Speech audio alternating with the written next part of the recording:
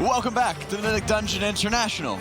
As we're going into our summer season, these teams are competing to qualify for BlizzCon. And as you saw right there, the Transmorpher Beacon and Hoarder Alliance fireworks give you a chance to get proceeds for buying those toys and contributing to the prize pool at the end of the year.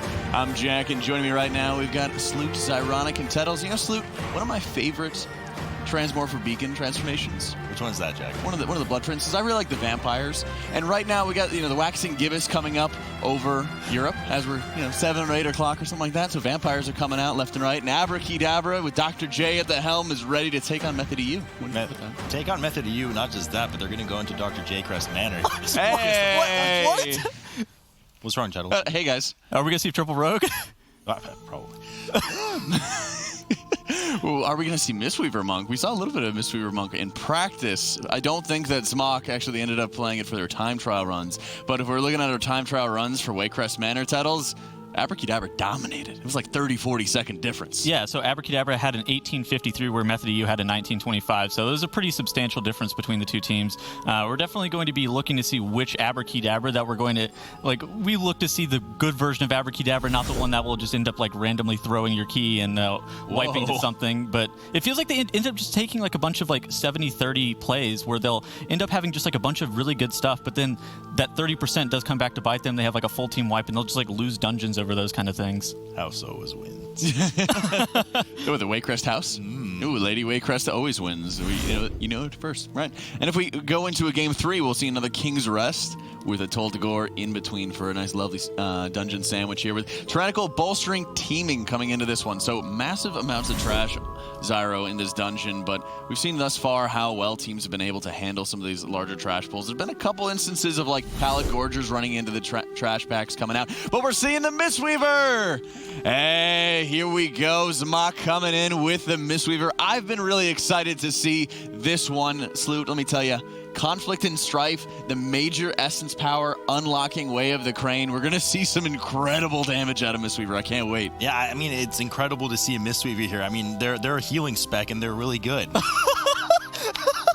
Thank you so much. No, but I mean, jokes aside, you do get a lot of control from them too. Let's not forget. Plus the battery, right? That's one thing that we have to mention. I don't know, Zyra, if that's what you wanted to say, but you get that physical debuff battery. Well, I think the thing I was going to mention about Mistweaver Monks is that what they can do is they can equip the Ashara staff, and they can actually get a better revival. That's right. Not only is it a revival and a full top off for the group, but it's also a massive burst of damage. Mm-hmm. It's going to be good to see if they're going to use that. I think all heroes have been running it, but I think they've been very. They haven't really been auto-procking it on purpose at all for extra AoE damage. Well, we saw JB proc it in Shrine of the Storm on the Tendril pack and just pretty much annihilate it when we had that. But that is a past match, and we are current here in Dr. Waycrest Manor right now between Method EU and Abrakeydabra for the upper finals. So all guns ablaze in here for the two teams right now. Dipping quite low right off the bat, and of course we do have the Void Touch Emissary quite meanly put in the middle of the stairwell there, but no problem for these teams. This isn't, of course, a time trial dungeon, so they are very well practiced here, Zyro. And it's important to mention, we haven't seen that much Waycrest Manor this cup just yet. For those of you just tuning in, the top left door is always open on Waycrest Manor in the tournament realm, so they always go that way so they can actually create a route around that. And like we normally see from these teams, they go right into Sisters to the Heartbane trio and pop their Bloodlust instantly. On the side of Method EU, Abrakeydabra is opting to save theirs. Yeah, opting to save theirs. Also important to mention about this dungeon, it's I think one of the rare Void dungeons. Actually, no, Total Gore is Void as well, but it is a Void-based dungeon. So we have heavy influence of Void Emissaries. We already saw one right on the stairs there, and of course we're on a Tyrannical. And the Sister Triad here is actually probably one of the most dangerous bosses, and that's why the surprise comes in that there was no Bloodlust dedicated to this. But I guess they're confident getting carried with healing with all these dangerous aura by that Mistweaver Monk. It's going to be scary to see, of course, when these Jagged titles come out right now and chunk one of the players down, but we do have Life Cocoon available and actually just went off perfectly, so that's exactly the play that they were going to make. Ashine there gets the Life Cocoon right before Jagged titles hits in order to already get above that 90% threshold and not incur too much bleed damage. Yeah, I actually love seeing this Mistweaver come out from them. This is completely something that this team would do. It's a max DPS comp. You get both the massive 10% AP buff instead of the scroll from the warrior tank, as well as the 5% physical damage taken debuff from the healer. But then you get all of the utility from the 3 outlaw rogues that we see most teams running, usually without one of those other two things. But of course, with the caveat they don't have a battle res. So really they just need to play perfectly, which is already what you want to be doing in these runs anyways.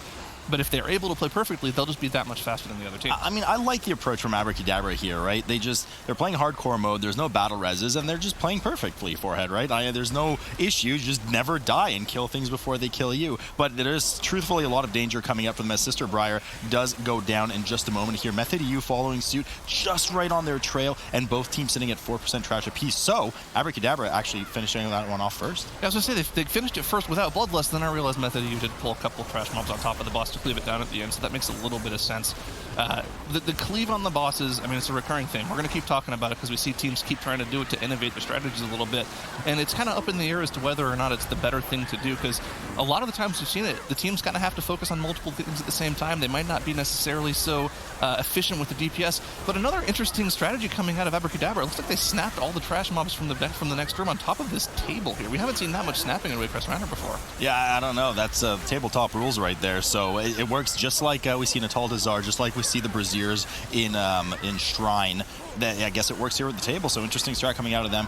Works quite well. Method EU with a pretty substantial pull here. They actually pull the entire hallway around the corner to make sure that they line of sight the Void Emissary that is sitting right in the middle of that foyer there. So don't want too much damage coming up on the group, but you have to move for these warding candles. It provides a 50% damage reduction for all the trash that stand in it. You can see the rogue standing in it right now, so if the mobs are glowing bright blue like that, they are taking 50% less damage. Got to move around. Now doing a good job doing that. They're finally able to finish off the rest of these rune carvers and weavers.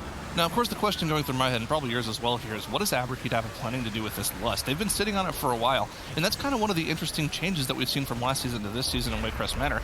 Before, Waycrest Manor was a 3 Bloodlust dungeon almost all the time. I mean, we remember very specifically Method EU had a strat crafted in Waycrest Manor where they would go to the Hunter room and use their 3rd Bloodlust in that room the first week last time around. They were too fast and didn't have Bloodlust off cooldown because they were just going way too fast. But earlier today, we saw, 18, 19-minute Waycrest Manors, which means it's now a 2 Bloodlust dungeon, so you have a lot of wiggle room as to when you can use that first Bloodlust in this dungeon, and so far they've waited over 4 minutes to use it. Yeah, I mean, too fast, too fierce. They have to use it if they truly maintain their 18, 19-minute timer. They have to use it within the next 4 minutes. I wouldn't be shocked to see a big pull on top of Soul Goliath here with Matron as well, and just kind of try to cleave everything down together. But they do have to make use of it very soon. Either that or a very extreme pull on top of the 3rd boss. But right now, it looks like they pull to the side. Indeed, the Goliath gets pulled on top of everything, and the rest of the group just sits to the side. Oh, interesting. So they actually pulled the trash to the side of the room, aggroed the boss, which just ran past, and then are dealing with the boss in the middle of the room while the trash reset. Really clever play here from Abrakeydabra. I loved these and they actually committed the Bloodlust to it as well. Yeah, I think we saw them do the same thing yesterday in their upper bracket. No, it was a lower bracket match we saw Waycrest Manor. I think it was Pain for Fem maybe who did it, or maybe one of the NA teams. No, it was absolutely, yeah, okay, I remember now. It was definitely No Girls Allowed to do this exact same strategy where they pulled all those mobs to the side, and this is definitely something that's new in this dungeon. We didn't see this even in LAN. So that's a new strategy coming out of these teams this cup, and it's a pretty nice strategy, I gotta say, especially because we're on that bolstering affix. You don't want to pull Matron Brindle with the dogs here because all 3 of those dogs will bolster up Matron Brindle. No, absolutely not. But I guess they're gonna. Looks like they might just pull one mob in slowly to cleave it down at the end. So I guess all the trash with boss and cleaving and killing the boss before the trash is completely off the table for them. Especially, I guess, with the amount of cleave that these rogues do with their blade flurry. So they might do that perhaps when the boss is a bit lower. But Bloodlust on just one boss plus an emissary. I don't know. Big question mark on that one. I think the pool is lovely here, but we'll see exactly if that pays off. I'm sure they've timed this so that their second Bloodlust is going to be very useful towards the end of the dungeon. Yeah, I mean, there's a chance that they just completely forgot to use it. I remember we were talking about something similar yesterday with Pain for Fem, where we said, oh, they haven't used Bloodlust yet. And Shelly messaged me on Discord later, oh yeah, we just forgot to hit that. So unlucky. They totally could have just forgotten to hit it on the boss, which would be kind of weird. This is a tyrannical boss, and it's got a lot of HP, so I can totally see like the viability of that being a thing. But at the same time, like you mentioned, it's not really the most efficient usage of Bloodlust in this dungeon. I mean, so is Triad. Triad was also a very dangerous tyrannical high health boss, right?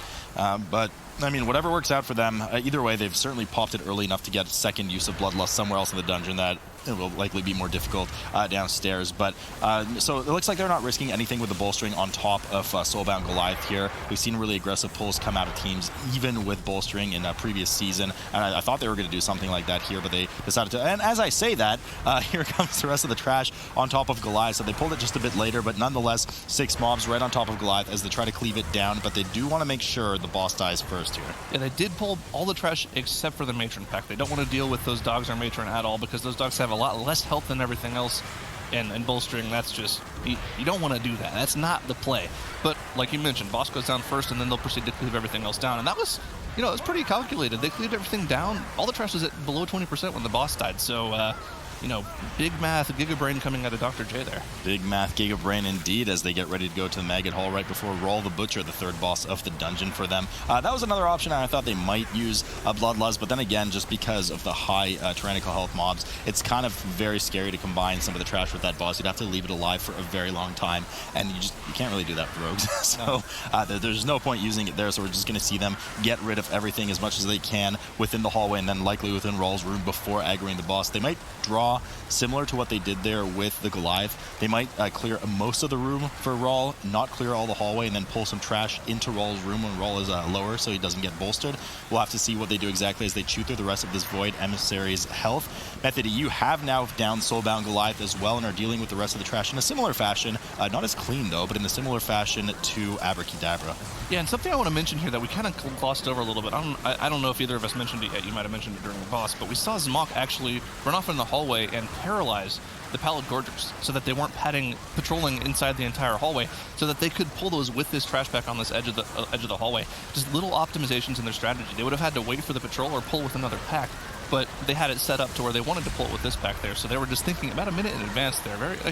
Small things like that are what make these dungeon runs so impressive for most of these teams. So impressive indeed, as Dr. J channels his Arcana Trinket right there. Huge 30-second buff of massive primary stat gain as they do a pretty meaty pull here with double Emissary, if I'm not mistaken. There's certainly, there's 2 Tides Emissaries in there. Not anything that you want to kick too badly here. There is an Infest if it goes off, not the end of the world, although you do lose a bit of time, but certainly worth the amount of damage they just pumped out as they're doing well over 300k damage here. 2 of the rogues, Method EU moving into the hallway as well, downing what they can. 53% trash here for Abrakeydabra. And not to discredit the healers too, they're both pumping out over 60k themselves on both of these AoE trash packs. So, healer DPS is actually such a big part of what these teams are doing this time around. All of these damage proc trinkets, the Leviathans, Lure from Blackwater Behemoth, and I believe the Aquapotents that they're also using from Lady Ashfane do so much AoE damage whenever they proc or whenever you use them. It just adds a lot of extra utility to the healers that we didn't have in previous cups. CCs are out here for Abrakeydabra in Raal's room right now, making their CC, it looks like the higher health mobs right now. Another nice little snap there onto the tabletop from Abrakeydabra to speed the mobs over, mimicking essentially an AoE grip from a Blood DK that way, just buying them a lot of time and increased time to DPS these mobs as they cleave them all down and get ready to move into the room after, deal with Raal and whatever remaining trash there might be. Now there's an Enchanted Emissary in there that just punted nicely to the side in the hallway. Another advantage of snapping those mobs on, because emissaries do not get snapped like the rest of the mobs here. Method E, a pretty substantial pull of their own. No snapping technique from them coming in. I'm not even sure if they know about it necessarily, but nonetheless, similar pull coming from them around the corner as they keep that Enchanted Emissary out of the way. We haven't seen any snaps from any other team. This is new tech. Everyone's going to copy that after this, obviously. If they're going to try to integrate it into their own strategies, even maybe the teams we're going to see right after this one, because the match right after this also has Waycrest as match 3, so if they're practicing, they might see that and be like, oh, we want to do that too. That's easy to do. All you got to do is hop on top of the table with tricks on the tank.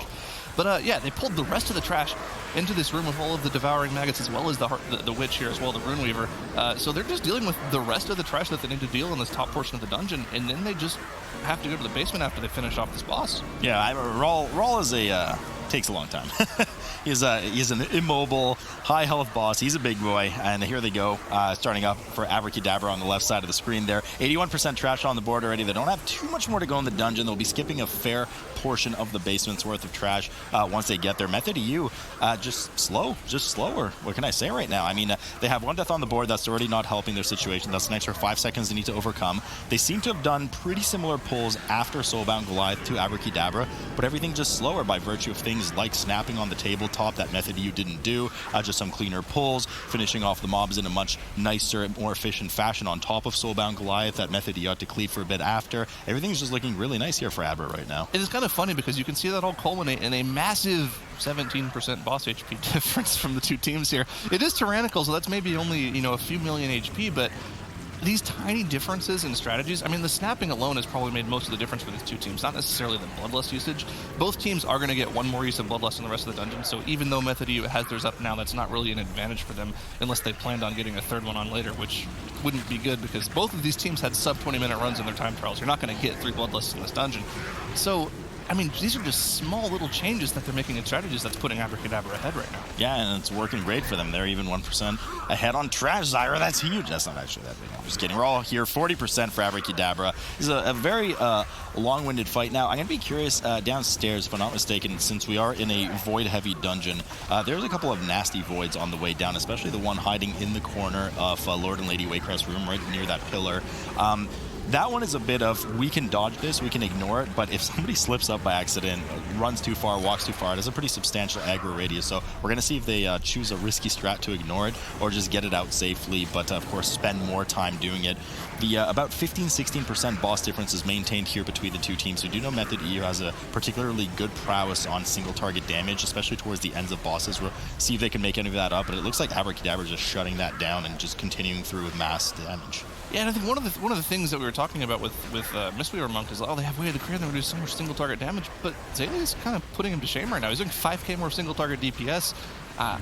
Shame. I mean, I don't have a bell, but if damage, if damage is what Mistweaver's supposed to do, and they're losing to Rest Druids by that much, I don't know. Sneaky little snap again here by Abrakeydabra on the side of the table that is on its side. So little snap technique there by them. Once again, it looks, what is that? That's a survivalist pack. So they actually went into the lodge area where the fireplace is, grabbed those mobs and snapped them onto Divine Field, who is sitting on this side tabletop for snapping technique. So I mean, this is like you said, Zyra, new tech. This is really good. Teams are definitely going to be picking this up. I mean, it just saves so much time for them. You can already see them well on their 8.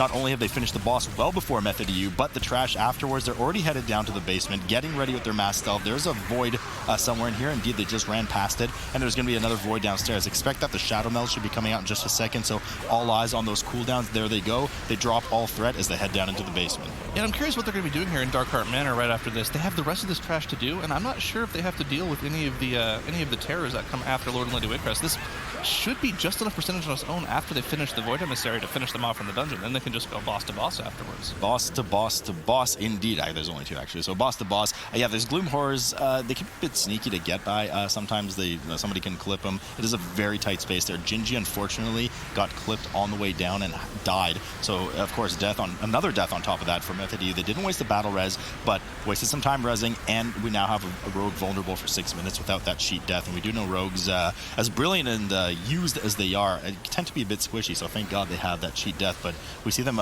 drop and plop quite a lot. 2 soul fetishes have gone off here on both of these last 2 mobs. Fortunately, they're able to deal with them without any deaths going off. But ooh, the stun and the even blue like that's pretty scary. Divine gets smacked for 80% of his health from 1 melee. I don't want to let those soul fetish casts get through. And they stunned on the candle, so yeah, not the best. But they only have 94% trash count. They're going to have to deal with a couple more mobs at the end of the dungeon here, so they don't just get to go boss to boss like I mentioned. They end up using their second Bloodlust on Lord and Lady Waycrest, and that inefficiency and trash allowed Method U to catch up a little bit. They're on the same boss now. They didn't commit their Bloodlust to this boss, so they are going to finish it off a little bit quicker, but Method U still has their Bloodlust. Yeah, interesting. Method U certainly did that a fair bit more efficiently downstairs, but, Abra...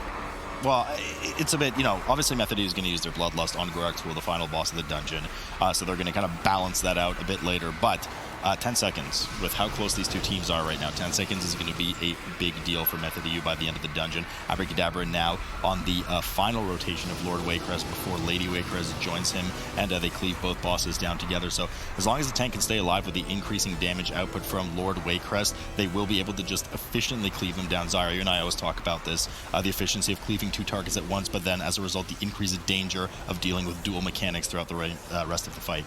Yeah, and I mean, like we mentioned, that's a little bit dangerous. There's a lot of tank damage here, especially on Tyrannical coming out from Lord Waycrest. He's empowered every single time he regens back to full health, so he's doing 15% increased damage, which doesn't seem like a lot, but he already does a pretty significant amount of tank damage even without the buffs. So cleaving them down is definitely the safe, like the strong play in terms of time efficiency, but it looks like they're actually just kind of burning Lady Waycrest a little bit. It is pretty efficient cleave, actually, what they're doing. So if Lord gets down to like 10-20% when Lady dies, that's pretty good for me. No, it's unbelievably good between the two teams right now. We're about to finish off Abrakeydabra. What's wrong? I already look upset. Lord and Lady Waycrest about to go down. I mean, for every percent of Lady Waycrest, it's equal to 10% of Lord Waycrest damage. So it's actually almost perfect cleave coming out of Abrakeydabra here right now. Method EU, again, just a bit slower, but that's obviously the case when they did not commit their Bloodlust to it. So Abrakeydabra downs the boss, immediately does not shroud, grabs all of the trash. They do need this trash for percentage, so it looks like they're just cleaving it down.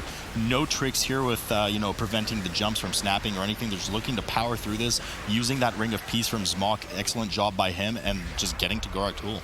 I wonder if they miscounted or if they're only going to kill exactly what they needed and vanish it off, but nope, they killed an extra killed it all. one. They killed an extra one, got their 100%, and they dealt with that pack very cleanly. That was no problem whatsoever. They didn't worry about the jumps at all. Some adrenaline rushes were used there, I think, too, so they committed some cooldowns to that and are just looking to finish off Gorak Tool. Method EU just still a fair bit behind. Exact same pull from Method EU, who calculated their percent just a bit better, so they're not going to have that 1 or 2 extra superfluous adds on top of it.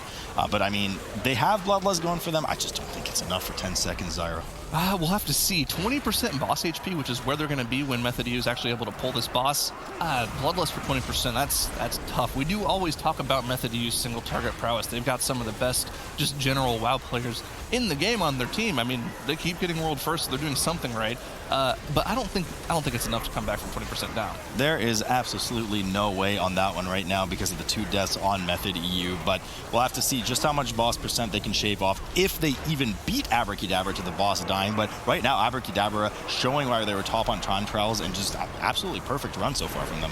Yeah, and I'm actually kind of curious to see how close they actually get to their time trial time. That's what I like to do to compare these teams.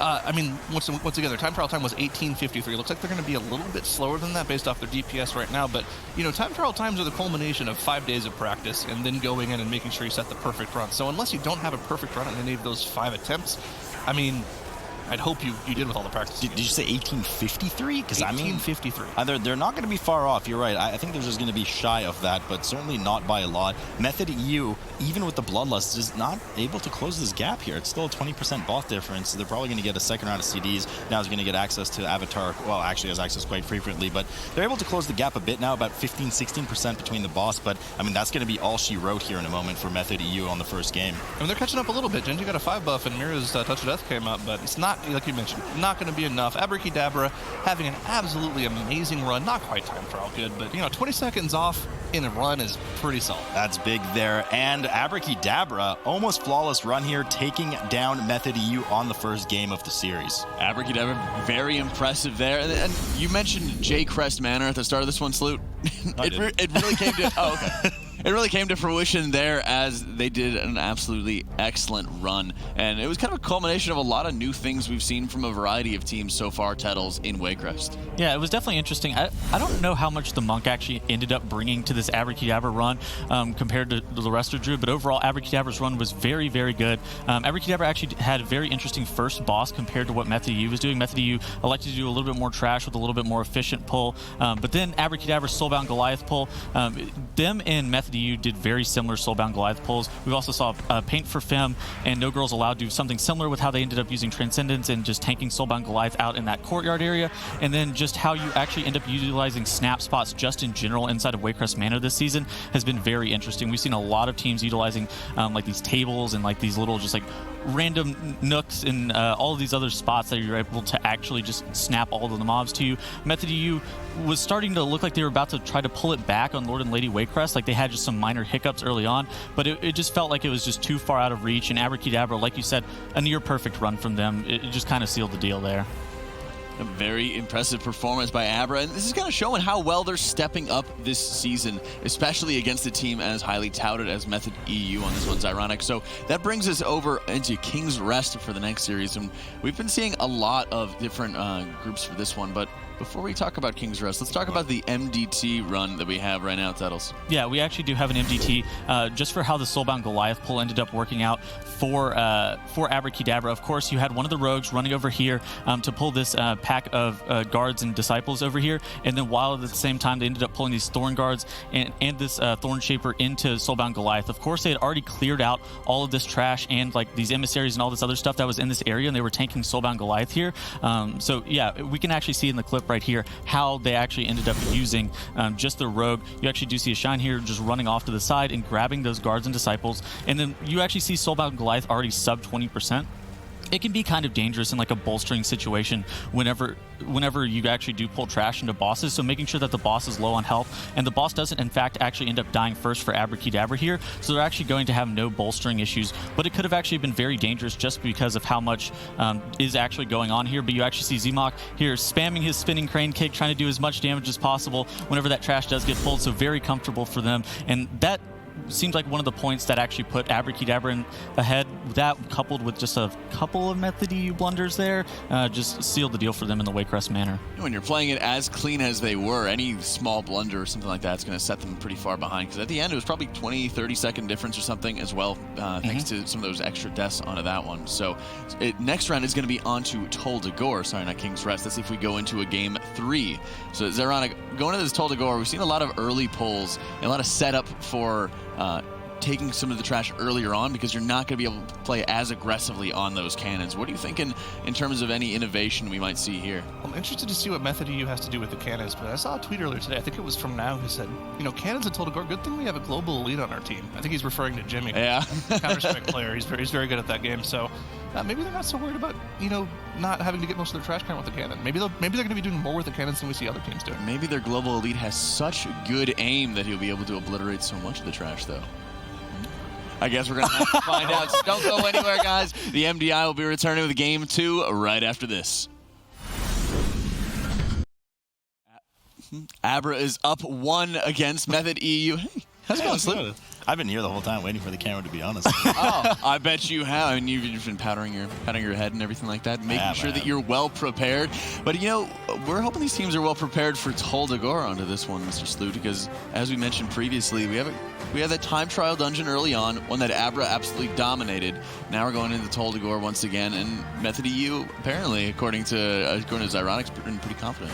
Pretty confident, but I mean, so has been Abra, right? And that's true. Abra's just kind of blown it up today so far. We did see a bit of, typical Abra slip up yesterday, just a bit, the whole Dr. Jekyll, Mr. Hyde thing going on with them, but so far it's just been a really solid performance from them. And Tol Dagor of these affixes, I mean, yes, the cannons were nerfed, teams have prepared for that, but there's really only a couple of choke points where it gets nasty, maybe 2-3 choke points, so I'm sure the teams have well practiced. Jess House's room rings a bell here with explosive going off, but by the end of the map, we'll find out for whom the bells toll, Dagor. That's pretty well played. Thanks. I was going to say maybe we see a mage from Dr. J here, but we didn't see new team comp pages, so looks like we're not seeing it. Yeah, that's true. That's actually quite a good point. We have to see. We've seen a little bit of mage action thus far, and if there's any opportunity that Dr. J believes that he'll be able to crank it out, we'll have to be able to jump onto that. But we're all set, ready to go for Tol Dagor. And oh my God, Jay is on the rogue. So the bell's toll for the rogue. So starting out here again in the dungeon, we're going to see, in Season 2, actually, we saw teams not pull so much trash, maybe just one pack along with the Sand Queen here, but it looks like pretty aggressive this season as the meta's been developed so far. Abrakeydabra sticking to a more traditional, just the crabs on top of Sand Queen. Method EU pulling, I believe, two and a bit kind of straggler packs there on top of the Sand Queen. Yeah, they both... we do see both teams pulling also one of the crocodiles in with the pack 2 as well. And we mentioned yesterday that's a little dangerous. Every time that hits the tank, they lose a little bit of their max HP. I think 5%, I believe, per stack. So something to look out for, but it should just get cleaved down with everything. Something we didn't mention at all, we're missing a green class. We have the Mistweaver monk back to a Resto Druid, unfortunately. My eyes are just so trained to seeing that comp right now that I didn't even notice it. But you're absolutely right. Zmok is back on that Resto Druid away from the Mistweaver, perhaps just because it doesn't bring as much advantage in their opinion in this dungeon, or they want the safety net of now having the battle res yet again. But certainly Abrakeydabra are in the prime position to try and take this series right now, as they already have a 1-0 lead. So Method EU is going to need to perform real well here, and frankly, if there's any team that can do it, it is them. So we'll have to see as we reach the upper areas of the jail here. Method EU now 5% trash, 35% on the Sand Queen. Abrakeydabra also 35% of the Sand Queen, already dealt with 7% of the trash. Yeah, we see Dr. J also popping off with the 5 buff prowess there. You can see how much more damage he's doing than the other rogues. That's just really player skill at that point. You kind of just will the 5 buffs into existence. You call them out. Sometimes you can just say, people told me that's how it works, and you get a 5 buff every single time. I'm not sure if it works. It doesn't work for me anyways. I mean, the forehead is strong with Dr. J. He just summons the 5 buff and gets it whenever he wants and deals 50% more damage than the other rogues that did not get the 5 buff. So Sand Queen here at 10% right now as to deal with the final drones coming out. Method EU looks like they'll probably kill Sand Queen just a moment before Abrakeydabra here. Both teams, of course, have committed their bloodless. A lot of damage coming in here from the bursting on Method EU, but no problem for Xaylia as they heal that up. They grab some of the drones on the way into the sewers and completely ignore that Void Emissary as they run through, and will of course be using their Shadow Meld here in the hallway soon. Abrakeydabra doing the same thing in just a moment. Yeah, now showing that warrior movement there with the charges, the leaps, I think Swiftfoot Potion as well as the new one. I'm still used to these. Swiftfoot Potion is of course a warrior only thing. Oh, okay. All right. Not a warrior-only thing, but you see tanks using them more than almost every other class. Sure. They're pretty much a tank thing. Yeah, but like you mentioned, the Shadow Meld off all that trash that you just ran by. And like we saw, a new thing that we see this cup because of the way the cannons have been changed, teams will be pulling most of the trash on this floor, which means they can also pretty easily get to all the buffs here, too. No, it's funny as you say that, Method. You actually just walked right past that floor and are back upstairs. But no, you are absolutely right. Abrakeydabra did stay down here. That is what we've been seeing develop from the teams lately, pulling a lot of trash on this floor. But I believe Abra's already up on Jess Hallis's floor, if I'm not mistaken. I did see them stealth past the C speakers just earlier on the stairs. So we'll see once we get a different angle off observation, because frankly, all these floors look the exact same to me. No, for sure, Method EU is on Jess Hallis's floor. You can see the Arsonist in the corner there, and the Void Emissary, I think there's yeah, there is one in the corner. Yes, the Arsonist that give it away. You're right. Yeah, so Abrakeydabra is still on the floor below Jess Hallis's room. You can see because they have the buffs around them as well as the Arcane Emissary in the corner there. That is kind of a giveaway to where the floors are in here. Yeah, I mean, Abrakeydabra opting to get more trash. This is the more common strategy we've seen on the Toldagors this weekend. But Method EU opting to skip the trash. And they're already on Jess Hallis. Maybe they are opting, to use that global elite aiming prowess of Jimmy when they get to the cannons here. Full rounds of heal over time effects rolling on the group. There's one of the explosives went off screen on Method EU there, plus the bursting stacking up. So Mirror's actually got quite low. Fortunately, no fatalities here for Method EU, but they are able to clean it up and keep pounding through the trash. Abrakeydabra already at 21% trash and is heading upstairs soon.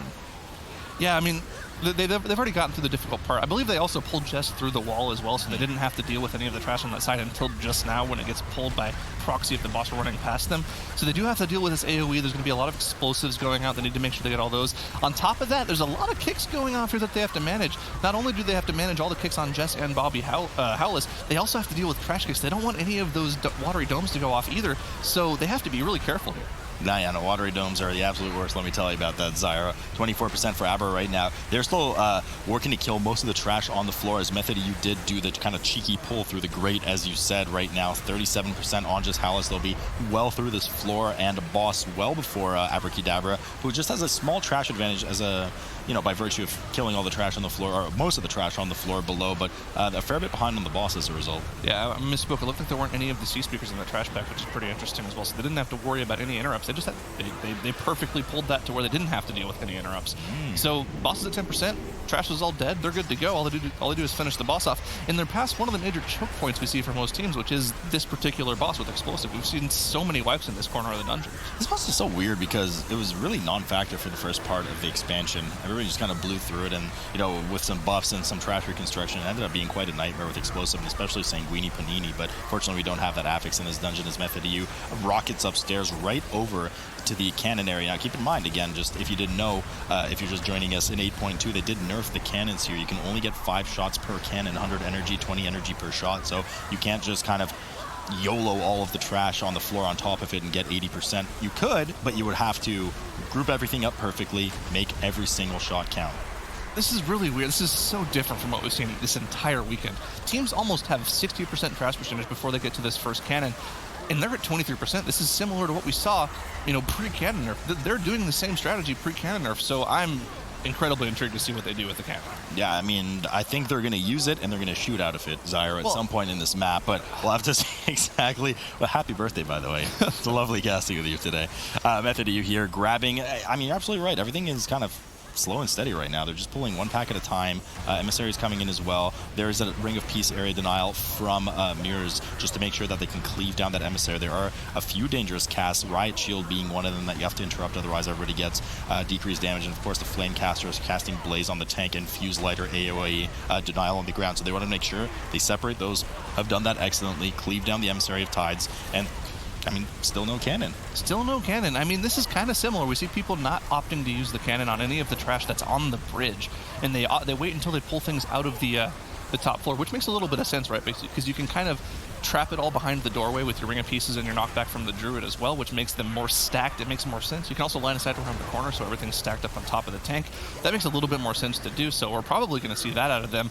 But, I mean, we're looking at just complete differences in strategy right now. Abrakeydabra already at 40% trash, but I believe Method EU is going to have that 40%, or possibly even more once they finish AoEing this down. So Method EU's strategy just clearly superior right now. Yeah, I mean, there's certainly a fair bit ahead. I think what they're going to do is, as you said, they're going to try to bottleneck as much as they can through that doorway from the floor that they just skipped after just Howlers. We can already see them rearing up in that direction. We're likely going to see a tank-only speed potion come out of right now as he's going to rear up, grab most of the floor here, and they're going to funnel it back out to the cannons, I expect. We see Mass Stealth coming in early just so he can pre-position himself and get a good pull on everything. And it looks like the Rogues are helping out as well. So they've run away off screen with Tricks of the Trade up to help funnel everything on to Now, who is now funneling everything back outside into the hallway. Now keep in mind, there is one cannon, of course, with 5 shots in the corner, but there's going to be nothing preventing them from getting to the other corner and using the other cannon's 5 shots. So they could commit 10 cannon shots to this if needed. That was a little scary there. You saw you got the chain on him there, which is a silence plus a move speed reduction. And on top of that, over on the side of Abrakeydabra, he's Mock dropping incredibly low, but fortunately he's able to Shadow Meld off whatever trash you got. Divine also goes down. I mean, that's just... I mean, fortunately, they're not in combat with anything, but if he did commit his Shadow Meld there, it looks like he didn't use it, so then they should be totally fine. But if he did, they'd be in trouble. Fortunately, the healer will be able to go beyond. They'll be able to get a res off right here, so it's just going to be a little time waste, maybe 20-25 seconds. A Divine fell over right there. Method EU still 65% on the board right now, so they, while we were kind of all eyes there on a bit of hiccup from Abrakeydabra, Method EU managed to deal a pretty significant amount of trash percentage into their score right now. Now you can see all types of crowd control coming up to make sure that they bottleneck everything well at the kind of end of the hallway there and use the second cannon as I alluded to earlier. So we saw, I believe, Mass Roots come out of Zalia. I'm not sure if he's running. I'll double check that in a second. But we also saw the denial from the Ring of Peace from Mirrors. Anything they can to make sure that the mobs are nicely grouped up so that they can cleave everything down. 72% trash for them, 45 still for Abra. I mean, they're just starting to run away with this one, Zyra. Yeah, and I mean, that's all the cannon prowess coming into play there. They pulled a massive pack, everything at the same time, and just opted to use both cannons. You're absolutely right. They did use Mass Entangle, which just went ahead and checked with the tool there that you can use on your own streams there at home as well if you click on that arrow in the top left corner. They did opt to use Mass Root. They have all forms of Mass you see here just to make sure everything's stacked up for those cannon shots. So yeah, just better dungeon mechanics coming out from Method EU. I'm not sure how many shots they have left for this pack, but you don't want to shoot into that arcane emissary either. Yeah, you got to be careful of that enchanted emissary. That's a 200% reflect for everything caught in that bubble, and these ads are so annoying with their constant cast. So they didn't even engage the trash until it disappeared 20 seconds after engaging it. Of course, it does have that 100 energy that it loses over the course of 20 seconds, and then ports away to the Eternal Palace for killing later, of course, for players who are raiding. Method EU here now dealing with the final pack before Knight Captain Valeri, third boss of the dungeon. Both teams will have their Bloodlust available in about 15 seconds or so, but I don't expect they'll be using it until Korgus at the end of the dungeon. Abrakeydabra doing their own mass similar pull, bottlenecking it through the doorway from the previous floor, and just trying to catch up to Method EU right now. Yeah, but they're going to have to, I mean, somehow execute this bridge a full 2 minutes faster than Method EU to catch up at this point. Method EU opting to just pull the rest of this trash that's at about 20% into the boss with their Bloodlust, and they're just going to cleave it down when it comes in the room. It'll come right through that door even though it's closed. They have phasing abilities, I suppose. This is definitely a better strategy compared to what we saw from 40k, where they pulled max HP mobs into the room with the boss and cleaved them down, rather than just using their Blade Flurries to finish off the already damaged mobs from the cannon. Certainly a safer build there, as Zalia unfortunately procs his Undulating Tides yet again. Gets a small absorb, but won't have access to that damage for 45 seconds now. Team is healthy and healed up after that 5 pulse of bursting, with the remaining trash that Zyro just mentioned come in. Abrakeydabra now still having woes with their trash. They're dealing with the corner pack with the same enchanted emissary that we saw earlier, opting to kind of crowd control it to the side as they try to get started on the trash earlier. But they're a fair bit behind right now. Both teams have 1 death on the board, but still have 2 battle reses. And Method EU, I mean, it's just destroying this boss right now. 30% left on Valyri, and they'll be heading over to the final boss and final trash that they need before Korgus.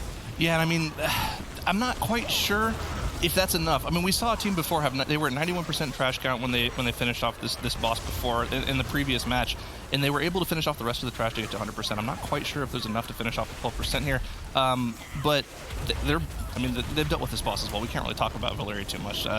It's dead. probably too easy. It's also dead as well. There's not really much to go over here. It's we're gonna have to see. We're gonna have to see if there's enough trash percentage here. Unfortunately, a bit of an Oofington bear there for Abrakeydabra right now. Divine Field once again died for the second death of the actual series for Abrakeydabra here, both on this map right now. So they res them up after. Fortunately, the trash was all killed, so they managed to hang on to 1 more battle res for the remainder of the fight as Method EU has finished off Knight Captain Valyri and headed over to try and combine all this trash together. Now, trick that we've seen on this is that to constantly avoid the Void Touch Emissary, kill the trash, and then run away, but it looks like Method EU is committing to killing it, and I think that's where the percentage makeup's going to happen, Zyro, that you mentioned, since you saw teams come in here with 91%.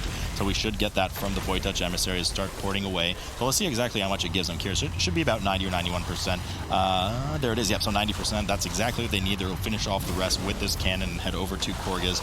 Abrakeydabra still, chiseling through here, 45% right now on Valyri. Yeah, this will give them exactly 12%. Just checked on MDT here. It'll give them exactly the 12% they need, so they'll be totally fine. How dare I question their math prowess? I believe it's EU math, sir. You're right. It was Method NA who had 91%, and they just skipped the Void Touch Emissary, like you mentioned. So that was the rest of the percentage they needed and made up there. But they don't have Bloodlust for Korgus here, which still is a difficult boss if they get a lot of doubles. I mean, I don't want to cast a curse, but this is still a difficult boss for them to pull off. There is no way they are going to lose this map at this point, bar a complete wipe on Korgus. It doesn't even matter if Abrakeydabra has Bloodlust. They are so far behind Method EU at this point on this map on a fortified version of Korgus. Now, yeah, you're right. We could have some bad luck coming up here, but Abrakeydabra now 87% trash. Zyro smiling because it's his birthday, so he's a really happy boy right now, but smiling here that, maybe Abra won't have the percentage they need. He thinks you need the 12%. Now, it could be 12 point something, and it's around to get down to 87. We'll have to see exactly what Abra does, but whatever they do, they're going to need a miracle here because Method EU is already on 55% on Korgus and completed that trash. Yeah, we'll have to see. When I checked it on MDT, it was 12% on the dot. Didn't round up at all. So if we see them at 99%, that's a little bit of an oof for me. But Method EU, 40%. Not much left to go on this boss. They actually, I don't think they're getting a double right now, which is kind of scary. But outside of that, I mean, it's fortified. It's not that much damage to them. Zalia, he's not doing the 23k or 25k. He still has Trank available as well. It's only doing 20k. He's not beating the tank. Poor guy. Probably not getting any Leviathan's procs. What can you do? Unlucky on his part right now. But Leviathan and Catherine. But Overseer Korgus now 24% HP left for Method EU, who are likely going to tie up the series in just a moment here. And Method EU, oh no, you're right. Abrakeydabra 99% trash. That is just unlucky. Certainly not a miscalculation. Nothing they can control about that. Just 99% trash. So they'll have to go back anyways to finish up the rest of it. Method EU here, 7% on Korgus, and it looks like they will indeed be tying up the series here in just a moment. There's the moment, Sloop. Right there for you. I was ready for Zyro to say something, but it's his birthday, so we'll give him a pass on that one. I'll give him a pass. You know who doesn't need a pass? Method EU, as they take Game 2 and tie up the series and pushing us here into King's Rest. Citadels, we saw some interesting things with the cannons. How these teams prepare, how these teams maximize their usage of it was really on display here. Yeah, Abrakeydabra and Method EU strategies were both very interesting. Method EU running a more cannon-dominant strategy, whereas Abrakeydabra ended up pulling a larger percentage of their trash just in like the lower parts of the cell that we actually see. So Method EU here ends up killing the Sand Queen just a few seconds. Both teams are really neck and neck whenever you have the Sand Queen. And the Method EU does this very interesting strategy where while while they're killing this trash still, they pull Jess through the gate, and they just kind of DPS down just a little bit of this trash while Jess is actually getting pulled. They end up positioning him.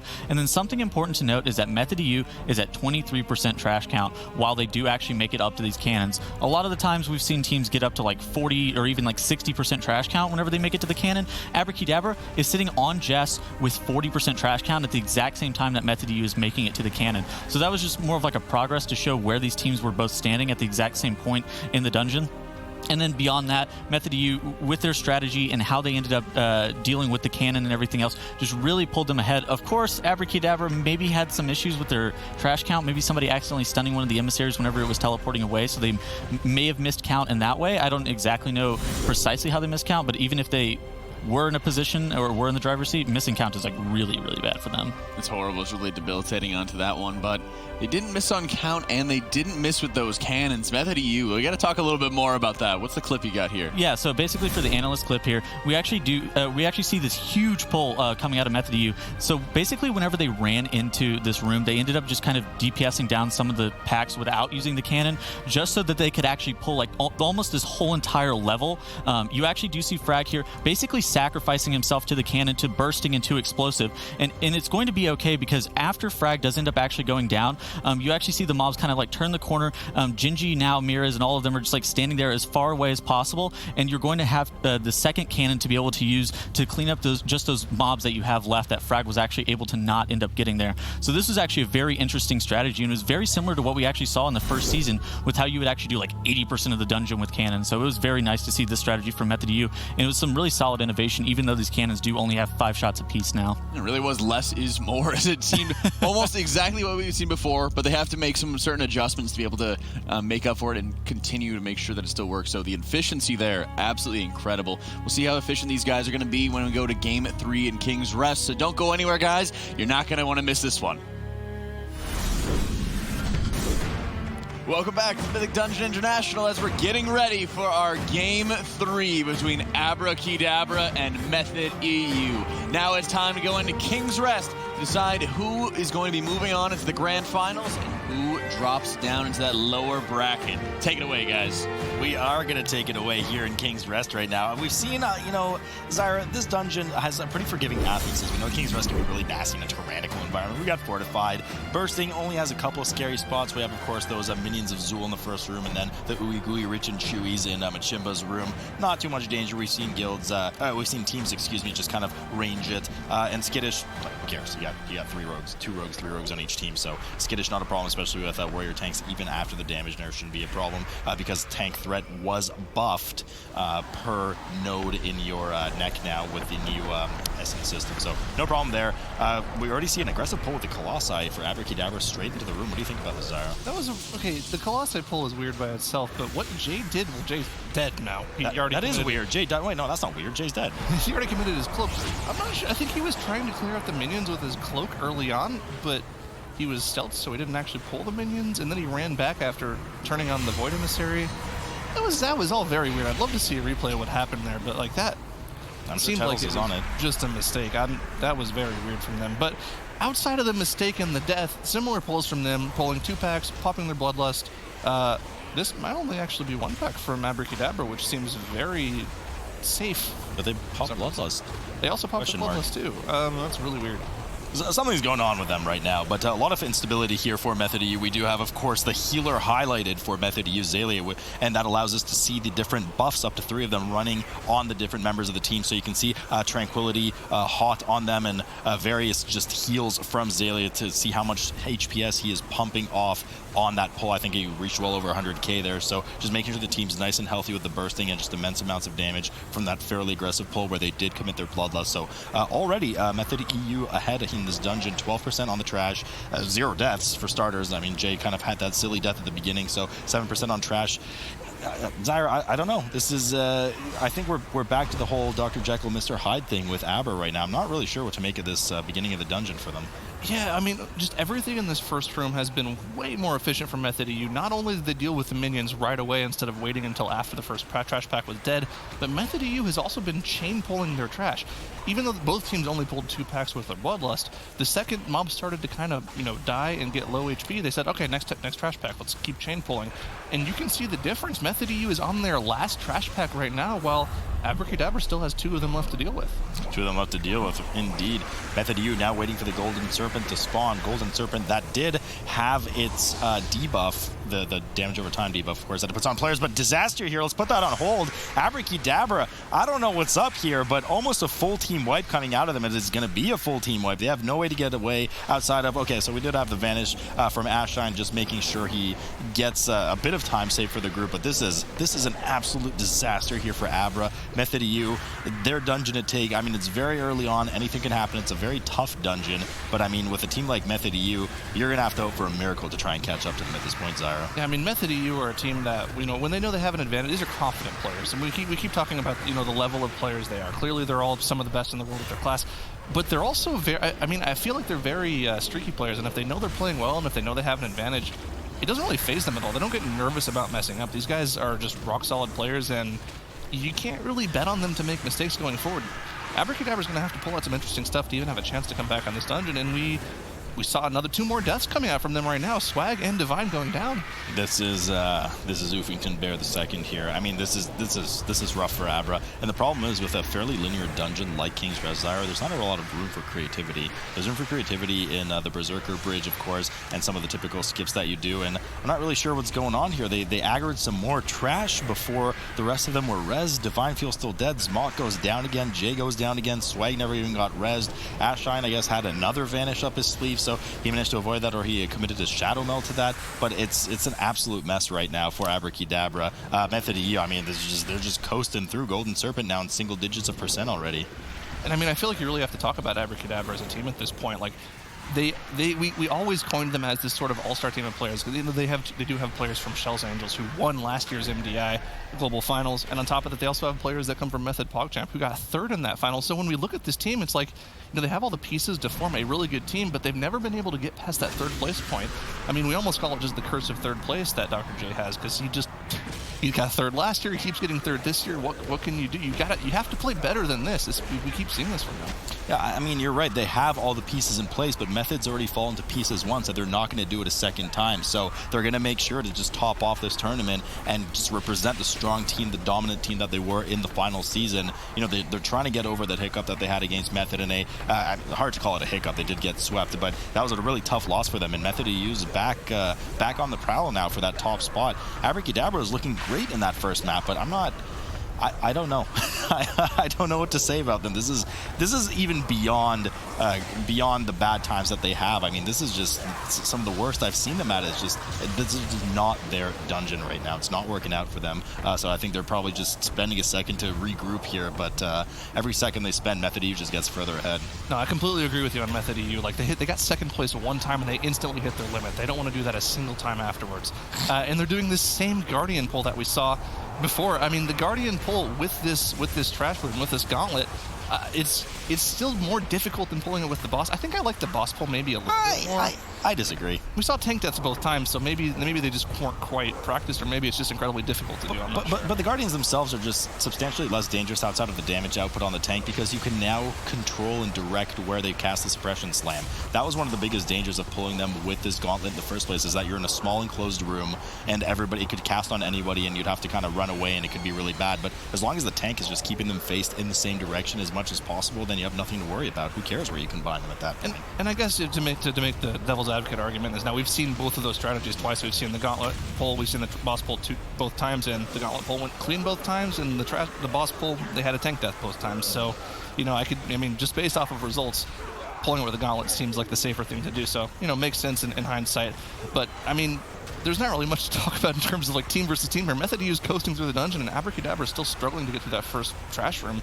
They haven't even finished the trash off yet. No, they haven't even finished the trash. The boss hasn't even spawned nothing. Method EU's on, I think, second last. The second last of the 4 pieces of the gauntlet here after the first boss, the Golden Serpent. So I mean, you know, it's like I mentioned earlier, Zara, you only have so many directions you can be creative in this dungeon, right?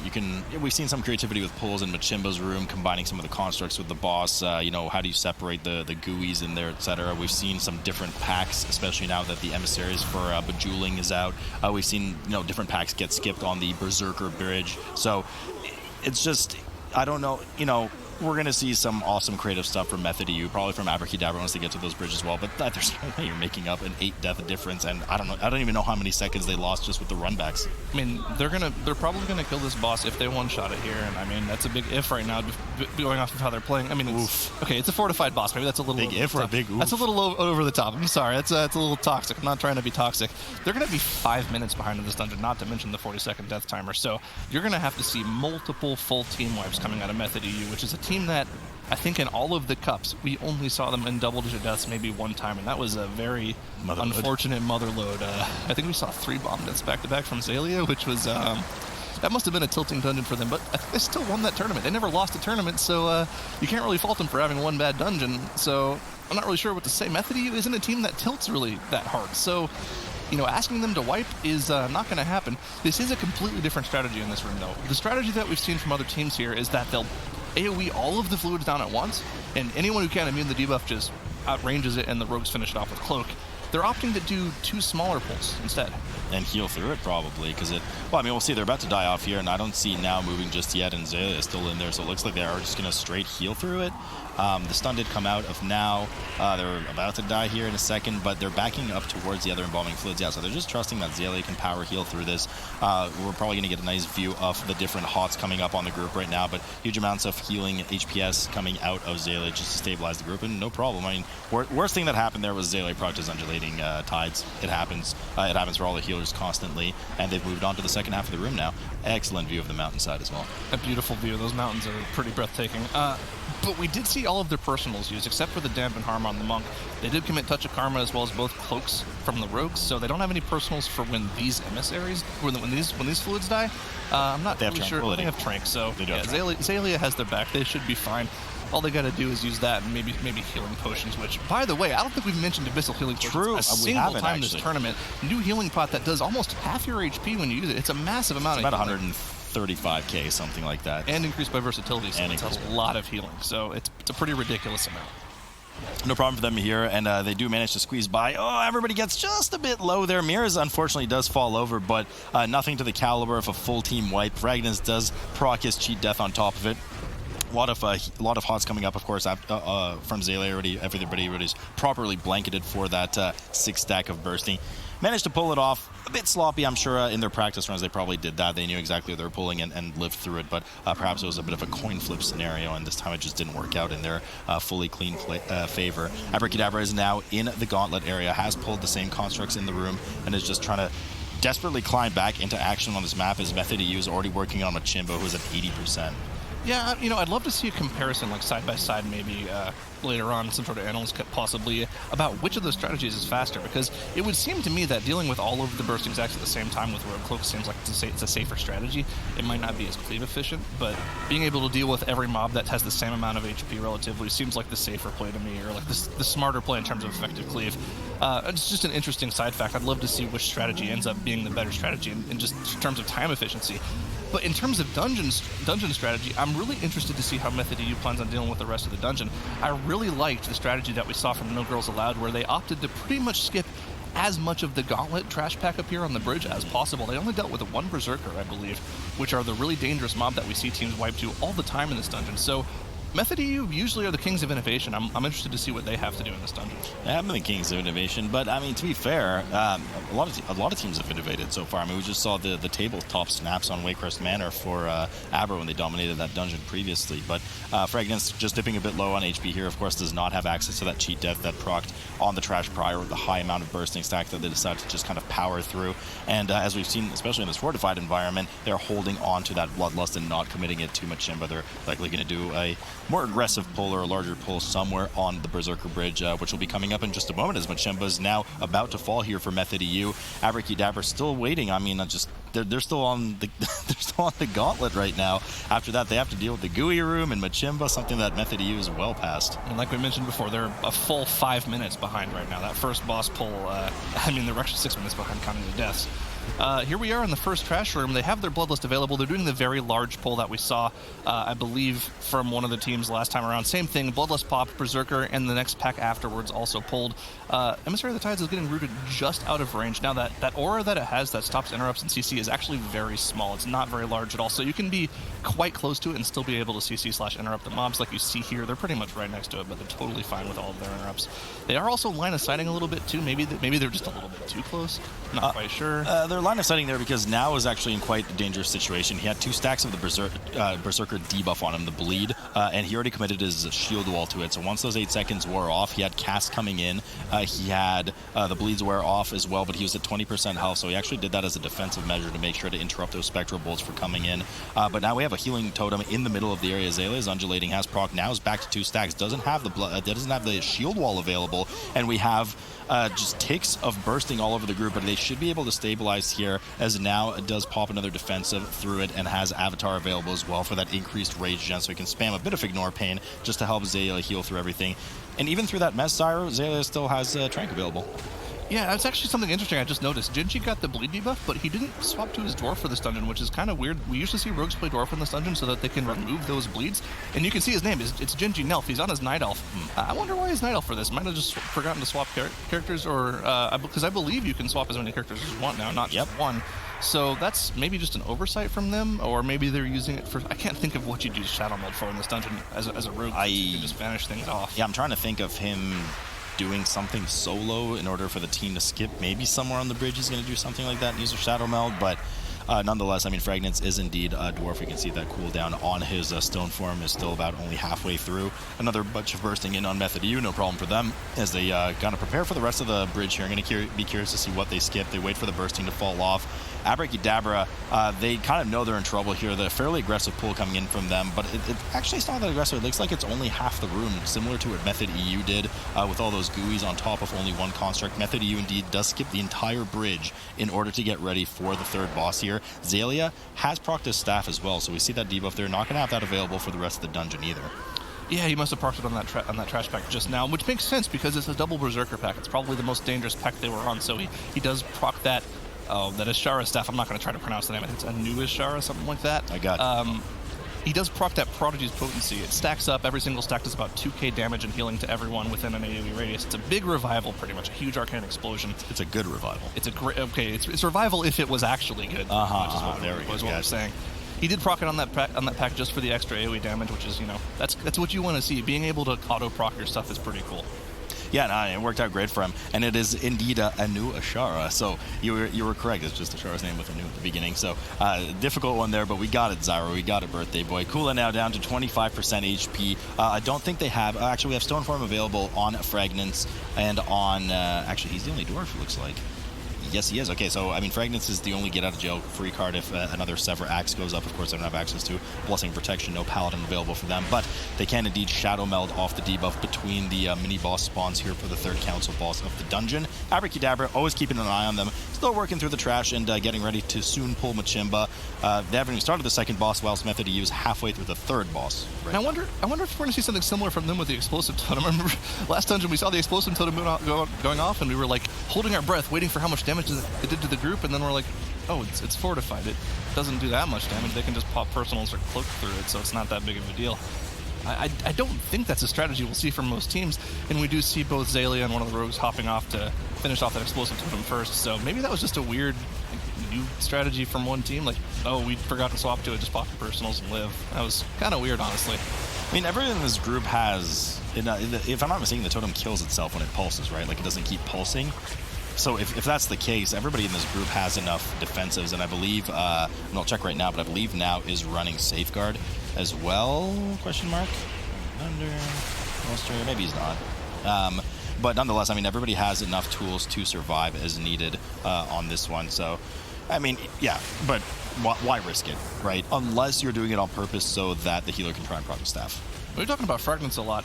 Global Elite player, also King of 5 buff rolls. Look at the damage he's pumping out right now. Almost 40k single target on that Outlaw Rogue. That's a lot of DPS. A lot of 5 buffs, maybe multiple 5 buff rolls. That's kind of, I mean, we saw, I think we heard about the legend of Shakib RR, the famed 5 buff roller from MDI land, but Fragnos doesn't have the same rogue from MDI that he was rolling his 5 buffs on, so I'm not sure how he's managing to get all these. I mean, it's a new and improved version, of course. I mean, new and improved. Okay, I'm not sure. I mean, clearly he's doing a lot of damage on this boss, so he must be doing something right. Aka Ali here at 15% HP left for Method EU versus 20% on Machimba for Abrakeydabra, who's about to finish off the second boss right now. Since their just absolutely horrendous start to the dungeon, they have managed to clean everything up and have a fairly flawless and quite efficient run through the dungeon, but it's just way too late at that point. Method EU has finished off and dealt with the third boss. They do have 12% trash that they need to make up somewhere before dealing with the Shadow of Zul, and it looks like they're going to do it right here with the 2 packs before the bridge. And opting to kill off the Hex Priest as quickly as possible before the Emissary of the Tides, because they really want to make sure that none of those Hex casts go through on the Hex Priest. They would be unable to interrupt them with the Tides Emissary in the pack anyways, so just a little bit of a heads-up play. You know, it's just kind of a smart play from them.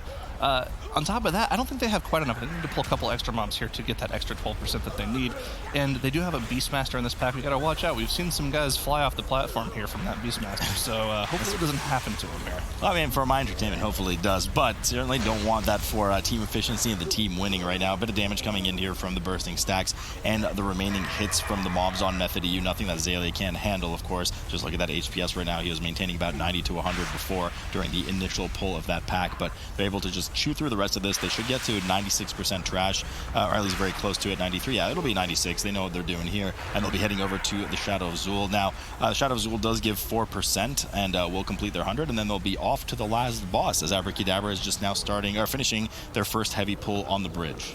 Yep, and I mean, it's Method EU all the way, and I think at this point what we really have to do is compare their times and just the way they played this dungeon to other teams.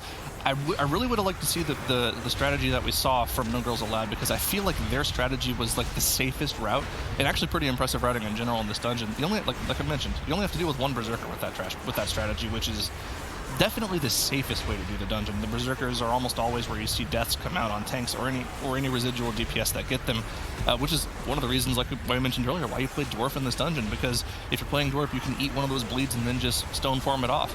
That's pretty important.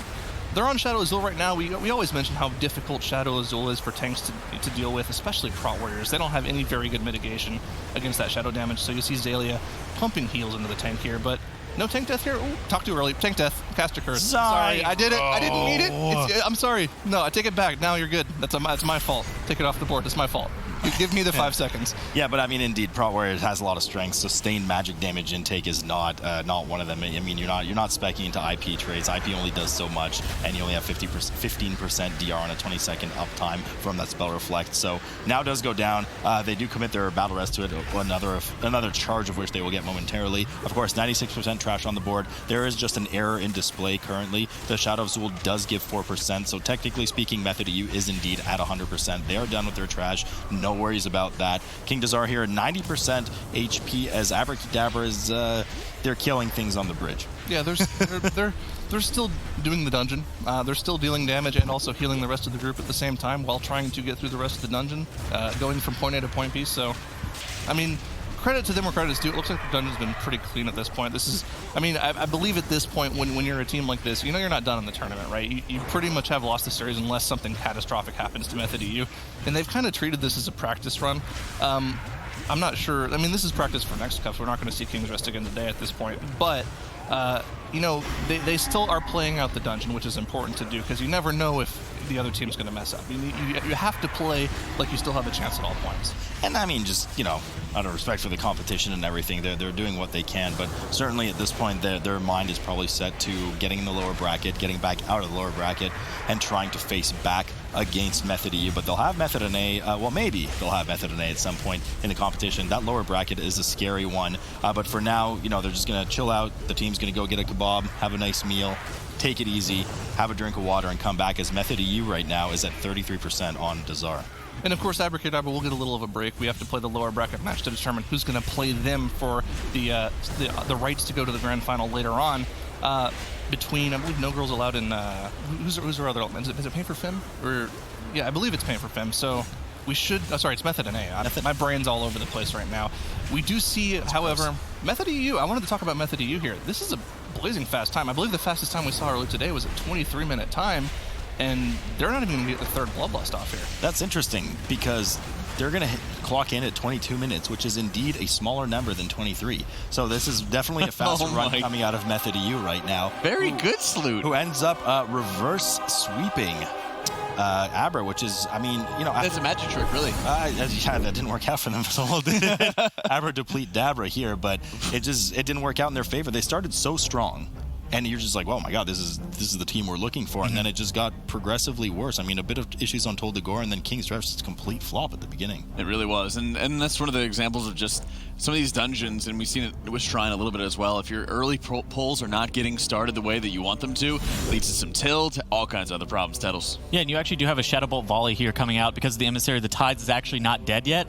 So you actually could see that cast was actually protected. You could actually see it on the screen with that shield next to it. So you actually have Abrakeydabra almost having like a full group wipe. I think they only had 4 deaths there, but that was pretty much all she wrote. Like, Abrakeydabra ended up having like a few other mistakes that were beyond that, but basically having a full team wipe at the very beginning of the dungeon like King's Rest is pretty much it. Method U have some very interesting pulls with the embalming fluids plus the constructs, and then additionally this pull with the Bloodlust with their Berserker packs and stuff like that can also be very, very dangerous just because of these Emissary of the Tides that's actually with that pack as well. You see it, you could actually see it getting rooted off to the side there, and then it was just basically all the Method EU show after this point. Abrakeydabra was just too far behind. Plus, Method EU clocking in with the 22-minute. King's Rest was actually just very, very fast from them. So it was actually a very good showing for Method EU. I know they had a little bit of a rockier start earlier on in the week with their first matchup, but it has been very good from them and is the Method EU that we would like to see and is the Method EU that we know. They've definitely been rocking it as they once again are going to be sitting in the grand finals, getting themselves ready, awaiting whoever is going to be winning against Abrakeydabra and whoever their opponent might be. So Abra's got another shot, but first we got to look at Method NA and No Girls Allowed.